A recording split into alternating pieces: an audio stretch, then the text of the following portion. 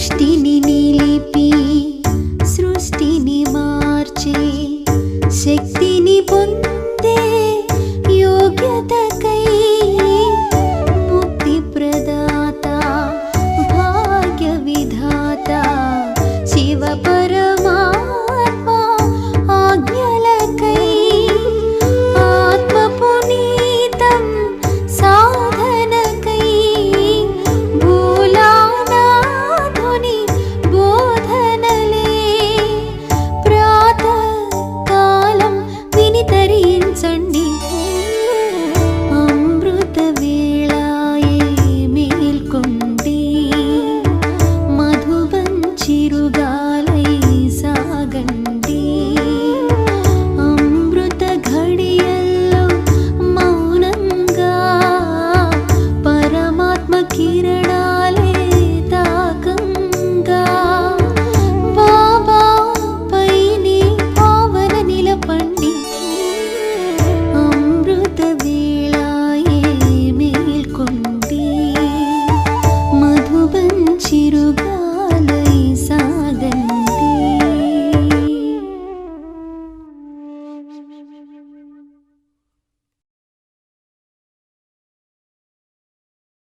ఓం శాంతి. Murali date 29/5/2026. మధురమైన పిల్లలు, ఈ పాత ప్రపంచంతో లేక దేహదారులతో ఎప్పుడూ మనస్సు జోడించరాదు. అలా జోడిస్తే భాగ్యం భగ్నమైపోతుంది.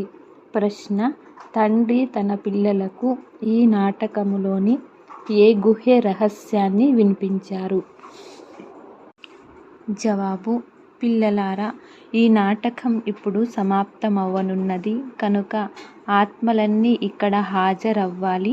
ఇప్పుడు సర్వధర్మాల ఆత్మలందరూ ఇక్కడ హాజరవుతారు. ఎందుకంటే అందరి తండ్రి ఇక్కడే హాజరై ఉన్నారు. అందరూ తండ్రి ముందు నమస్కరించేందుకు రావాల్సిందే. సర్వధర్మాల ఆత్మలు మన్మనాభవ మంత్రాన్ని తీసుకొని వెళతారు. వారు మధ్యాజీభవ మంత్రాన్ని ధారణ చేసి చక్రవర్తులుగా అవ్వరు. పాట: మనస్సు ఆసరా తెగిపోరాదు, దిల్ కా సహారా టూట్ నా జాయే. ఓం శాంతి.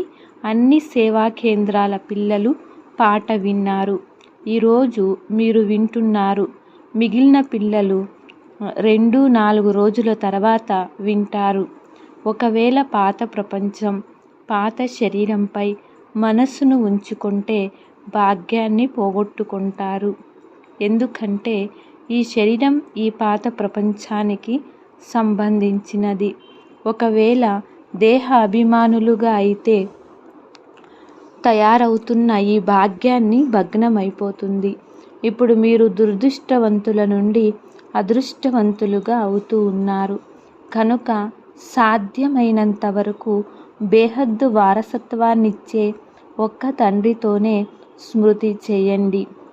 ఈ పాత ప్రపంచంలో ఇక కొద్ది సమయం మాత్రమే మిగిలి ఉంది కనుక తండ్రిని, వారసత్వాన్ని స్మృతి చేయండి. ఈ కొద్ది సమయంలో మీరు పురుషార్థం చేసి సర్వగుణ సంపన్నులుగా తప్పకుండా అవ్వాలి. పవిత్రంగా ఉండేవారు కూడా చాలామంది ఉన్నారు. కొందరు క్షణక్షణం పడిపోతూ ఉంటారు. బాబా చెప్తారు, మీరు తండ్రితో పాటు సర్వీసులో సహయోగులుగా అవ్వాలి. ఇది చాలా పెద్ద సేవ. పూర్తి ప్రపంచాన్ని పతితం నుండి పావనంగా చేయాలి. అందరూ తండ్రికి సహయోగులుగా అవుతారని కాదు. ఎవరైతే క్రిందటి కల్పంలో సహాయం చేశారో, బ్రాహ్మణ కులభూషణులై బీఖేలుగా అయ్యారో వారే బుద్ధివంతులుగా, సహయోగులుగా అవుతారు. ప్రజాపిత బ్రహ్మ పేరు మహిమ చేయబడింది. బ్రహ్మ సంతానాన్ని తప్పకుండా బీకేలని అంటారు. ఒకప్పుడు వారు ఇక్కడ ఉండి వెళ్ళిపోయారు. ఆది దేవుడు, ఆది దేవీలను కూడా స్మృతి చేస్తారు. ఏ వస్తువు గతంలో ఉండి వెళ్ళిపోయిందో అది మళ్ళీ తప్పకుండా వస్తుంది. సత్యుగం ఉండి వెళ్ళిపోయింది, మీకు తెలుసు. అందులో ఆది సనాతన దేవీ దేవతల రాజ్యం ఉండేది. అది ఇప్పుడు లేదు. పవిత్ర ప్రవృత్తి మార్గం వారైన దేవీ దేవతల రాజ్యపాలన చేసేవారు. వారు ఇప్పుడు 84 జన్మల అంతిమంలో ఉన్నారు. ఇప్పుడు వారు పవిత్రులుగాను లేరు, ఆ రాజ్యం కూడా లేదు. పతితులుగా ఉన్నారు. మళ్ళీ పావనంగా చేసేందుకు తండ్రి వచ్చి పతితులతో బుద్ధియోగాన్ని జోడించకండి, ఒక్క తండ్రితోనే స్మృతి చెయ్యమని చెప్తూ ఉన్నారు. మనం తండ్రి సలహాను అనుసరిస్తూ వారి నుండి వారసత్వాన్ని తీసుకుంటూ ఉన్నామని మీకు తెలుసు. వారసత్వాన్ని ఎలా పొందాలి ఆ యుక్తి కూడా తెలియచేస్తూ ఉన్నారు. మనుషులు అనేక రకాలైన యుక్తులు రచిస్తారు. కొందరు విజ్ఞాన గర్వంతులుగా ఉంటే మరికొందరు డాక్టర్లమనే అహంకారంలో ఉన్నారు. మనుషుల గుండె పాడైతే మరొక ప్లాస్టిక్ గుండె తయారు చేసి వేయగలమని వ్రాస్తారు. సహజమైన దానిని తొలగించి కృత్రిమమైన దానితో నడిపిస్తూ ఉంటారు. ఇది కూడా ఎంతో గొప్ప నైపుణ్యము. ఇది అల్పకాల సుఖం కొరకు మాత్రమే. రేపు మరణించినట్లయితే శరీరమే సమాప్తమైపోతుంది. ప్రాప్తి ఏమీ లభించదు. అల్పకాలానికి ఏదో కొంత లభిస్తుంది. సైన్స్ ద్వారా చాలా అద్భుతాలు చేసి చూపిస్తారు. అది కూడా అల్పకాలానికే. కానీ ఇది పూర్తి భిన్నమైనది. పావన ఆత్మ 84 జన్మలు తీసుకుంటూ ఇప్పుడు పతితమైపోయింది. ఆ పతిత ఆత్మను మళ్ళీ పావనంగా చేయు కర్తవ్యం తండ్రిది. వారికి తప్ప మరెవ్వరికీ సాధ్యం కాదు. ఇది ఆ ఒక్కరి మహిమయే. సర్వుల పతిత పావనుడు, సర్వుల సద్గతి దాత, సర్వులపై దయాదృష్టిని ఉంచే సర్వోదయ లీడరు వారే. మనుషులు తమను తాము సర్వోదయ లీడరు అని చెప్పుకుంటారు. ఇప్పుడు సర్వులు అనగా అందులో అందరూ వచ్చేస్తారు. సర్వులపై దయ చూపే వారిని ఒక్క తండ్రికి మాత్రమే మహిమ ఉంది. వారినే దయాహృదయులు, ఆనంద సాగరులు అని అంటారు. మిగిలిన మనుషులు సర్వులపై ఏం దయ చూపించగలరు? తమ పైననే దయ చూపుకోలేనప్పుడు ఇతరులపై ఏం చూపగలరు? వారి కల్పానికి దయ చూపించగలుగుతారా? ఎంత గొప్ప గొప్ప పేర్లు పెట్టుకున్నారు. అల్పకాలికమైన దయ చూపించగలుగుతారు, కానీ చాలా గొప్ప గొప్ప పేర్లు పెట్టుకున్నారు. ఇప్పుడు తండ్రి చెప్తారు, సదా ఆరోగ్యవంతులుగా, సదా ఐశ్వర్యవంతులుగా అయ్యేందుకు మీకు చాలా సహజమైన యుక్తిని తెలియచేస్తూ ఉన్నాను. యుక్తి చాలా సాధారణమైనది. కేవలం నన్ను స్మృతి చెయ్యండి. ఎందుకంటే మీరు నన్ను మరిచిపోయారు. సత్యయుగంలో మీరు సుఖంగా ఉంటారు కనుక నన్ను స్మృతి చెయ్యరు. మీరు 84 జన్మల చరిత్ర భూగోళాలను మీకు తెలిపించాను. మీరు ఎలా రాజ్యం చేసేవారంటే సదా సుఖంగా ఉండేవారు. తర్వాత రోజు రోజుకు కిందికి దిగుతూ తమో ప్రధానంగా దుఃఖితులుగా పతితులుగా అయిపోయారు. ఇప్పుడు తండ్రి మళ్ళీ కల్పకృతం వలె పిల్లలైన మీకు వారసత్వాన్ని ఇస్తూ ఉన్నారు. ఎవరు కల్పంలో వచ్చి వారసత్వాన్ని తీసుకుంటారో, శ్రీమతం అనుసారంగా నడుస్తారో వారే వస్తారు. శ్రీమతం అనగా బాబ్దాదా మతం. వారు లేకుండా శ్రీమతం ఎక్కడి నుండి లభిస్తుంది? ఈ నైపుణ్యత, ఈ కళ ఎవరిలోనైనా ఉందా అని మీరే ఆలోచించండి. ఎవరిలోనూ లేదు. ఎవరినైనా విశ్వాధికారులుగా చేసేందుకు యుక్తులు కూడా తండ్రినే తెలియచేస్తారు. ఇది తప్ప వేరే ఉపాయం లేదని చెప్తారు. పతిత పావనులైన తండ్రి వచ్చి ఉన్నత పదవి పొందేందుకు జ్ఞానాన్ని ఇస్తారు.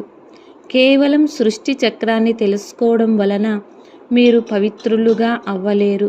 నన్ను స్మృతి చేయండి. ఈ యోగాగ్ని ద్వారా పాపాలతో నిండిన మీ కుండ సమాప్తమైపోతుందని తండ్రి చెప్తూ ఉన్నారు. తండ్రి చెప్తారు, మీరే 84 జన్మలు తీసుకుంటూ చాలా పతితంగా అయిపోయారు. ఈ రోజుల్లో స్వయాన్ని శివోహం తతత్వం అని కూడా చెప్పుకుంటారు. లేక మీరు పరమాత్ముని రూపానికి లేక ఆత్మనే పరమాత్మ అని అంటారు. ఇప్పుడు తండ్రి వచ్చారు. శివ్ బాబా స్మృతిని ఇప్పించవలసి ఉంటుందని మీకు తెలుసు. సర్వుల సద్గతి దాత ఒక్క పరంపిత పరమాత్మయే. శివుని మందిరాలు వేరుగా నిర్మించబడతాయి. శంకరుని రూపం వేరు. ప్రదర్శనలో కూడా వ్రాయవలసి ఉంటుంది. శివుడు నిరాకారులు, శంకరుడు ఆకారి, కృష్ణుడేమో సాకారంలో ఉన్నాడు. జతలో రాధను చూపించడం సరిగ్గా ఉంది. దీనివల్ల వీరు మళ్ళీ లక్ష్మీనారాయణులుగా అవుతారని నిరూపించబడుతుంది. కృష్ణుడు ద్వాపర యుగంలో గీతను వినిపించుటకు రాడు. పతితులు కలియుగాంతంలో ఉంటారు, సత్యయుగంలో పావనంగా ఉంటారు. కనుక భగవంతుడు తప్పకుండా సగమ యుగంలోనే వస్తారు. ఇది తండ్రికి మాత్రమే తెలుసు. వారే త్రికాలదర్శులు. కృష్ణుణ్ణి త్రికాలదర్శి అని అనరు. అతను 3 కాలాల జ్ఞానాన్ని వినిపించలేరు. అతనికి సృష్టి ఆది మధ్యాంతాల జ్ఞానము లేదు. అతడొక చిన్న బాలుడు. దైవీ రాకుమారులు కాలేజీలో చదివేందుకు వెళతారు. మొదట ఇక్కడ కూడా రాకుమారిల కాలేజ్ ఉండేది. ఇప్పుడు అన్నీ కలిసిపోయాయి. కృష్ణుడు రాకుమారుడు, ఇంకా మరికొందరు కుమారీలు కూడా ఉంటారు. కలిసి చదువుకుంటారు. అక్కడ ఉండేదే నిర్వికారి ప్రపంచం. ఒక్క శివబాబాయే సర్వుల సద్గతి దాత. మనుషులు సర్వుల సద్గతి దాతలుగా అవ్వలేరు. తండ్రి వచ్చి సర్వులకు ముక్తి జీవన్ముక్తిని ఇస్తూ ఉన్నారు. దేవతల రాజ్యంలో వేరే ధర్మమేదీ లేదని అర్థం చేయించడం జరుగుతుంది. ఇతర ధర్మాల వారు అర్థంలో వచ్చారు కనుక సత్యుగంలో వారు ఎలా ఉండగలరు? వారు నివృత్తి మార్గంలోని హఠయోగులు. వారు రాజయోగాన్ని అర్థం చేసుకోలేరు. ఈ రాజయోగం ప్రవృత్తి మార్గం వారి కొరకు. భారతదేశం పవిత్ర ప్రవృత్తి మార్గంగా ఉండేది. ఇప్పుడు కలియుగంలో పతిత ప్రవృత్తి మార్గంగా అయిపోయింది. భగవాన్ వాచ, నన్నొక్కరినే స్మృతి చేయండి. మామేకం యాద్ కరో.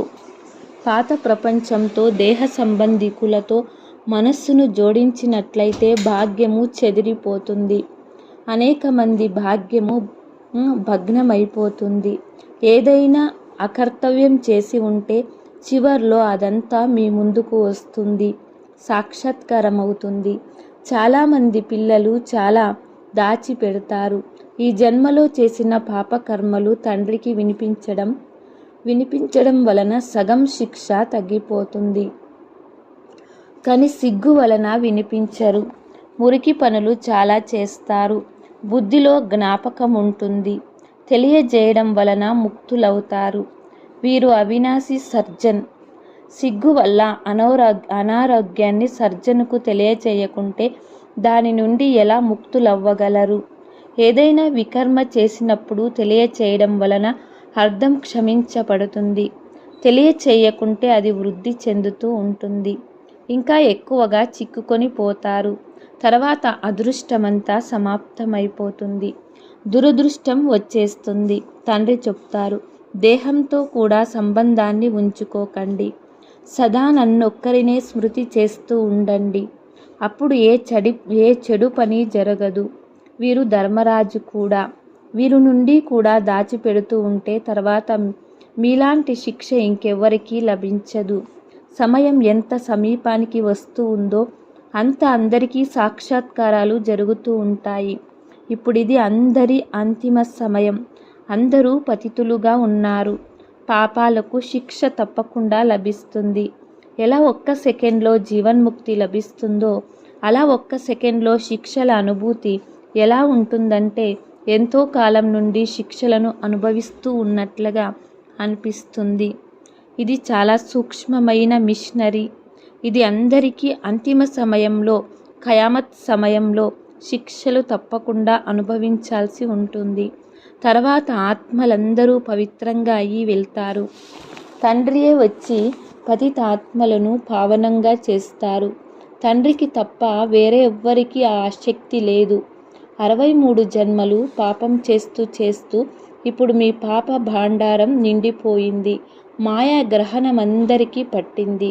మీకు పెద్ద గ్రహణం పట్టింది. మీరు సర్వగుణ సంపన్నులుగా ఉండేవారు. తర్వాత గ్రహణం మీకే పట్టింది. జ్ఞానం కూడా ఇప్పుడు పిల్లలైన మీకే లభించింది. తండ్రి చెప్తారు, మీరు భారతదేశానికి అధికారులుగా ఉండేవారు. తర్వాత మీరు 84 జన్మలు అనుభవించారు. మీరు దేవీ దేవతా ధర్మం వారిగా ఉండేవారు. తర్వాత పతితులైన కారణంగా హిందువులుగా చెప్పుకుంటూ ఉన్నారు. బాబా నేరుగా చెప్తున్నారు, హిందూ ధర్మాన్ని ఎవరు స్థాపన చేయలేదు. మఠాలను మార్గాలను వంశము అని అనరు. రాజులకు రాజవంశం ఉంటుంది. Laxminarayan the first, second, third ఇలా రాజ్యం నడుస్తుంది. పావనుల నుండి పతితులుగా అయ్యే తీరాలి. పతితులైన కారణంగా దేవీ దేవతలము అని చెప్పుకోలేరు. మేము పూజ్య ఆది సనాతన దేవీ దేవతా ధర్మానికి చెందిన వారమని మీకు మాత్రమే తెలుసు. మీ ధర్మంలోని చిత్రాలను మీరే పూజిస్తారు. మేమే పూజ్య దేవీ దేవతలుగా ఉండేవారమని ఇప్పుడు పూజారులుగా అయ్యామని మరిచిపోయారు. తండ్రి ఆస్తినిచ్చారని పతితులైనందున మా చిత్రాలను కూర్చొని మేమే పూజిస్తూ ఉన్నామని ఇప్పుడు మీరు అర్థం చేసుకున్నారు. మీరే పూజ్యులు, మీరే పూజారులు. ఇలా భారతీయులను తప్ప వేరెవ్వరిని అనరు. బాబా కూడా భారతదేశంలోనే వచ్చి మళ్ళీ దేవతలుగా తయారు చేసేందుకు జ్ఞానాన్ని ఇస్తారు. మిగిలిన వారంతా అన్ని లెక్కాచారాలను ముగించుకొని తిరిగి ఇంటికి వెళ్ళిపోతారు. ఆత్మలందరూ ఓ గాడ్ ఫాదర్ అని తండ్రిని పిలుస్తూ ఉంటారు. ఇది కూడా అర్థం చేసుకోవలసిన విషయం. ఈ సమయంలో మీకు 3 తండ్రులున్నారు. ఒకరు శివబాబా, రెండోవారు లౌకిక తండ్రి, మూడోవారు అలౌకిక తండ్రి ప్రజాపిత బ్రహ్మ. మిగిలిన వారందరికీ 2 తండ్రులున్నారు, లౌకికము మరియు పారలౌకికం. సత్యయుగంలో కేవలం ఒకే ఒక లౌకిక తండ్రి ఉంటారు. పారలౌకిక తండ్రి గురించి వారికి తెలియదు. అక్కడ సుఖమే ఉంటుంది కనుక అక్కడ పారలౌకిక తండ్రిని ఎందుకు స్మృతి చేస్తారు? దుఃఖంలో అందరూ స్మృతి చేస్తారు. ఇక్కడ మీకు 3 తండ్రులున్నారు. ఇది కూడా అర్థం చేసుకోవాల్సిన విషయం. అక్కడ ఆత్మ అభిమానులుగా ఉంటారు. తర్వాత దేహ అభిమానంలోకి వచ్చేస్తారు. ఇక్కడ మీరు ఆత్మ అభిమానులుగాను ఉంటారు, పరమాత్మ అభిమానులుగాను ఉంటారు. మేమంతా తండ్రి సంతానమని, వారి నుండి వారసత్వం తీసుకుంటూ ఉన్నామని శుద్ధ అహంకారం ఉంటుంది. వారు తండ్రి, శిక్షకుడు, సద్గురువు కూడా అయ్యారు. వారి ఈ మహిమ కూడా అర్థం చేయించవలసి ఉంటుంది. వారే వచ్చి పిల్లలందరికీ వారసత్వమును ఇస్తూ ఉన్నారు. సత్యుగంలో మీకు ఆస్తి ఉండేది. మళ్ళీ 84 జన్మలు తీసుకొని కోల్పోయారు. ఇప్పుడు దీనిని అర్థం చేయించడం ఎంత సహజం. తండ్రిని పతిత పావనులు, సర్వుల సద్గతి దాత అని అంటారు. ఈ ప్రపంచం పతితుల ప్రపంచం. ఎవరైనా సద్గతిని ఎలా ఇవ్వగలరు? ఎవరైనా చాలా శాస్త్రాలు చదివి ఉంటే అంతమతి సోగతి అయిపోతుంది. చిన్నతనంలోనే అవి కంఠస్థం అవుతాయి. ఇప్పుడు తండ్రి పిల్లలైన మీకు ఎంత మంచి మంచి మధురమైన మాటలను వినిపిస్తూ ఉన్నారు.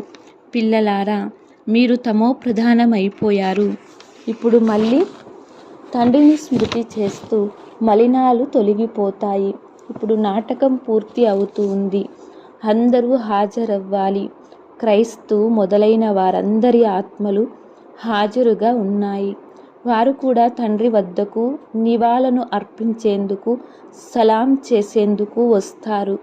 చక్రవర్తి రాజులుగా అయితే అవ్వలేరు. కేవలం బాబాని స్మృతి చేస్తారు.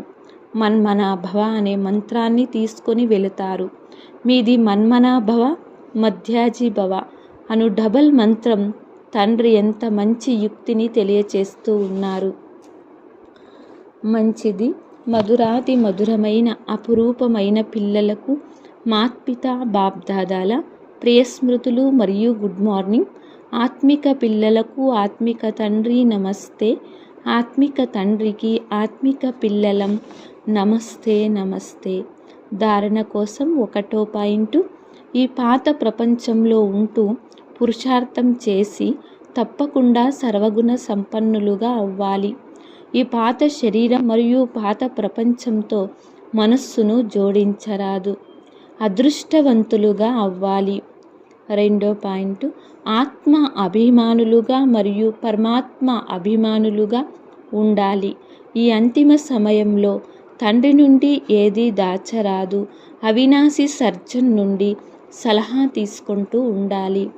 వరదానము: సాంగత్య దోషం నుండి దూరంగా ఉండి సదా తండ్రి సమీపత యొక్క భాగ్యాన్ని ప్రాప్తి చేసుకునే పాస్వితానర్ భవ. తండ్రికి సమీపంగా ఉండటం ఇష్టమైతే ఎప్పుడూ ఏ సాంగత్య దోషానికైనా దూరంగా ఉండాలి. చాలా ప్రకారాల ఆకర్షణలు పేపర్ పరీక్ష రూపంలో వస్తాయి, కానీ ఆకర్షితులుగా అవ్వరాదు. సాంగత్య దోషం చాలా ప్రకారాలుగా ఉంటుంది. వ్యర్థ సంకల్పాలు లేక మాయా ఆకర్షణ యొక్క సంకల్పాలు, సాంగత్యం, సంబంధాల సాంగత్యం, వాచా యొక్క సాంగత్యం, అన్న దోషం యొక్క సాంగత్యం, కర్మల సాంగత్యం. ఈ సాంగత్య దోషములన్నింటి నుండి స్వయాన్ని రక్షణ చేసుకునేవారే పాస్వితానర్గా అవుతారు. స్లోగన్: మీరు పరిస్థాగా అయితే పరిస్థితులను స్వయం తండ్రే మీకు ఛత్రఛాయగా అవుతారు. అవ్యక్త సూచన: సదా అచల్ అడోల్ ఏకరస స్థితిని అనుభవం చేయండి. సదా ఏకరసంగా అచల్ అడోల్గా తయారయ్యే మరియు తయారు చేసే విశేషమైన శక్తి ఈ డ్రామా పాయింట్. దీనిని శక్తి రూపంలో ధారణ చేయువారు ఎప్పుడూ ఓడిపోరు. కానీ మొదట డ్రామా అనే బిందువు ఉంచి వ్యర్థ సంకల్పాలను శుద్ధ సంకల్పాలలోకి పరివర్తన చేయండి. తర్వాత మాయ ద్వారా వచ్చే అనేక ప్రకారాల విఘ్నాలను ఈశ్వర్య లగ్నం యొక్క ఆధారంతో సమాప్తం చేయండి. ఓం శాంతి.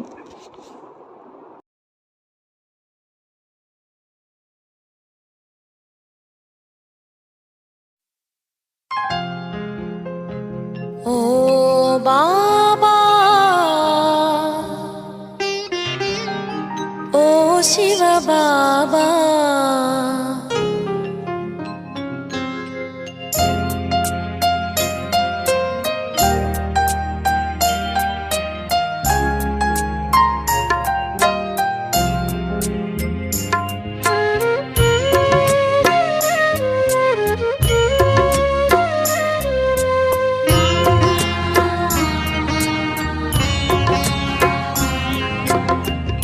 ఓ బాబా, నీ స్మృతి